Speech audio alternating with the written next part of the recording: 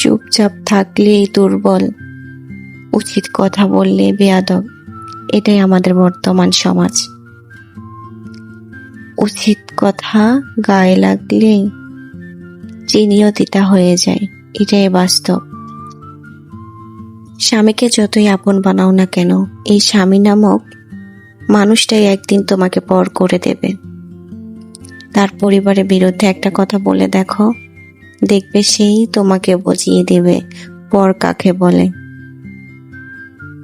পর কখনো আপন হয় না। সে তার পরিবার থেকে তোমাকে বেশি কখনোই ভালোবাসবে না। সে শুধু তার পরিবারকে ভালোবাসবে, প্রাধান্য দেবে, তোমাকে না।